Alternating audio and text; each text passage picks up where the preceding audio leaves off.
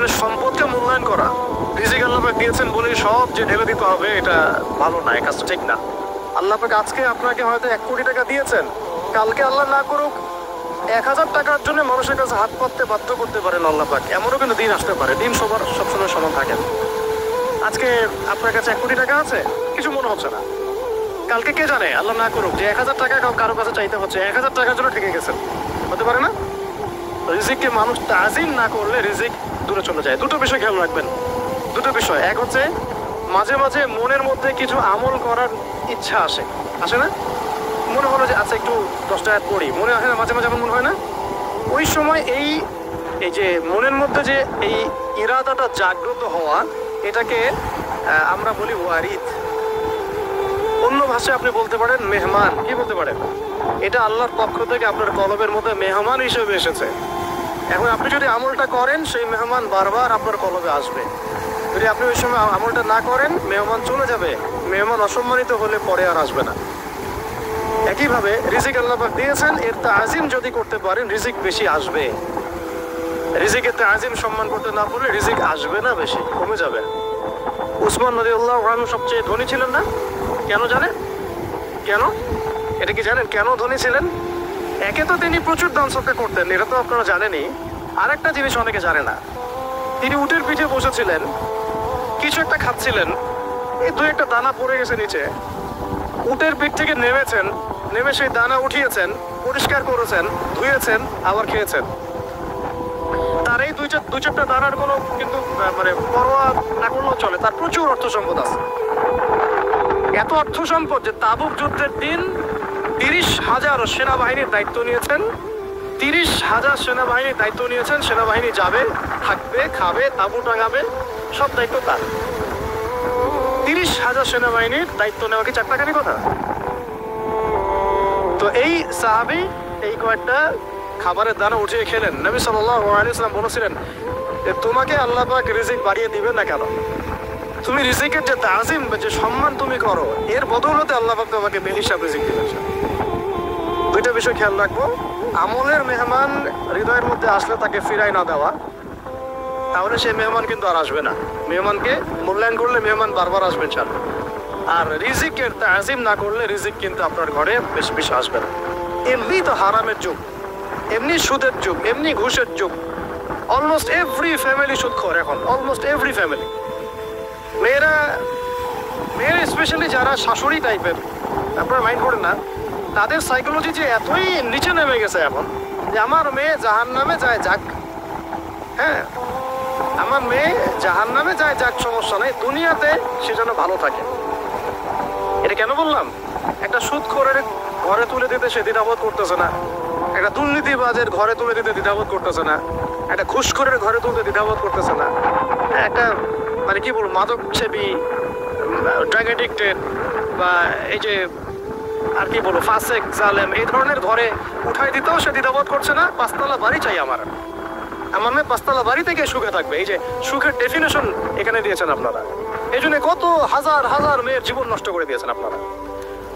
আমার কথা মাইন্ড করে না, হাজার হাজার মেয়ের জীবন মায়েরা নষ্ট করে দিয়েছে শুধুমাত্র মেয়েদের দুনিয়াবি সুখ এর সংজ্ঞাটা বুঝতে ভুল করার কারণে। এর নাম দেবে সুখী হইতো, তাহলে অমুসলিমরা সুখী না কেন? পশ্চিমারা সুখী না কেন? ওরা আত্মহত্যা করে কেন? এভাবে মেয়েদের জীবন নষ্ট করেছেন। অথচ অল্প যদি হালাল রিজিকও হতো, আল্লাহ পাক তাকে বরকত দিতেন, সুখে থাকতো। আল্লাহ পাক আপনাদেরকে রিজিকের মূল্য বোঝা, তাজিম করার তৌফিক দান করেন, আমিন। অনেক ভিতরে ভিতরে চলে যাচ্ছে আমি, সময় আমাদের হাতে আরো শর্ট হয়ে আসতেছে। তো এখানে একটা কথা বলে দিব যে রিজিকের প্রসঙ্গ যেহেতু আসছে, এই হালাল খেতে হবে আমাদেরকে, হারামের দ্বারস্থ হওয়া যাবে না। আপনার স্বামী যদি হারাম খায়, আপনি স্বামীকে বোঝান, তাকে ওই চাকরি ছেড়ে দিতে আপনি উৎসাহিত করেন। আমি আপনাদেরকে একটা অনেস্টির সাথে একটা কথা বলি, যত এই যে প্রশাসনে যত ঘুষখোর আছে, ঠিক আছে, যত দুর্নীতিবাজ আছে, যত মাদক সেবী আছে, মাদকের ব্যবসায়ী আছে, যত সুদখোর আছে, এরা সবাই কেন এই খারাপ কাজগুলো করে জানেন? তার স্ত্রীকে ভালো রাখার জন্যে, তার মাকে ভালো রাখার জন্যে, তার সন্তানদেরকে ভালো রাখার জন্য। তাহলে স্ত্রী হিসেবে, সন্তান হিসেবে, মেয়ে হিসেবে আপনি বলবেন যে আমাদের এইসব ভালোর দরকার নেই আব্বু, হে আমার প্রিয় স্বামী, আমার এসব ভালোর দরকার নাই, হে আমার ছেলে, আমার এসব ভালোর দরকার নাই, তুই হালাল পথে থাক, ওইখানে তুই আমাকে ডাল ভাত খাওয়া, আমি খুশি আছি। এইভাবে আপনারা তাদেরকে মোটিভেট করেন, দেখবেন সমাজে হারাম কমে গেছে ইনশাআল্লাহ। আর হারাম খাওয়া এই ছেলে মেয়েগুলোও কিন্তু মানুষ হবে না। হারাম খাওয়া যে ছেলে মেয়েগুলো রক্ত মাংস করে উঠছে, এরাও কিন্তু মানুষ হবে না। আল্লাহ পাক আমাদেরকে হালাল খাওয়ার তৌফিক দান করেন, এবং এই হালালের জন্য আপনাদের ভূমিকা অনেক বেশি। আমরা উত্তরবঙ্গ সহ দেশের বিভিন্ন জায়গায় সফর করে যেটা দেখেছি, যত সুদী এনজিও আছে না, এনজিওগুলোর মধ্যে মহিলাদের নামই বেশি, জানেন? মহিলাদের নাম বেশি সুদী এনজিওতে।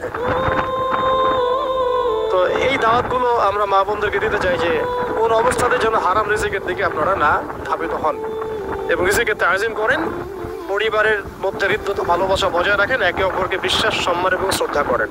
ইনশাআল্লাহ তাআলা আপনাদের পরিবারও সুখী হবে, রিজিকও সুন্দর হবে এবং রিজিকে বরকত হবে ইনশাআল্লাহ। এরপরে আমি আর একটা পয়েন্ট নোট করেছি, বলে শেষ করে দিচ্ছি যে এটা স্পেশালি আমি আমাদের ওইসব দিনই বোনদেরকে বলতে চাচ্ছি যে বোনেরা এখনো বিয়ে শাদী করেন নাই। সেটা হচ্ছে যে বিয়ে করার আগেই দিনের বেসিক লেখাপড়া শেষ করেন। এত পাগল হওয়ার দরকার নেই। চরিত্র হেফাজত হচ্ছে না, রোজা রাখেন, ঠিক আছে? তিনি পড়াশোনা আগে শেষ না করে বিয়ে করতে যায় না।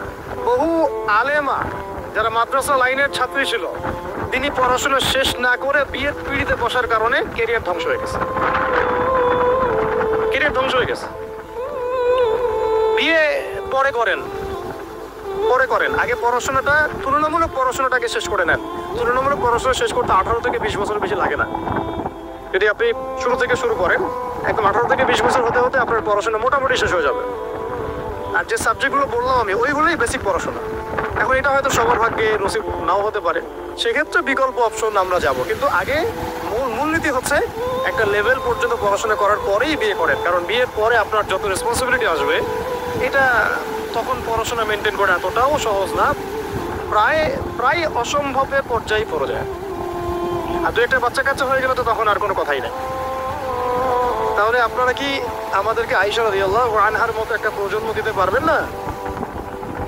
যদি এটা আপনাদের উদ্দেশ্য হয়, সেক্ষেত্রে কি পড়াশোনা শুরু থেকে করা উচিত না? এখন এই সুযোগটা আমাদের সব বন্ধুদের সামনে হয়তো থাকে না, এই জন্য আমরা বললাম যে বিকল্প অপশনগুলোতে আপনারা দিন শেখার চেষ্টা করেন। আর এরপরে যখন বিয়ে করবেন, পড়াশোনা মোটামুটি শেষ হয়েছে, বিয়ে করবেন, এখন 18-20 বছর বয়স হয়ে গেছে, এখন আল্লাহর ওয়াস্তে দুনিয়া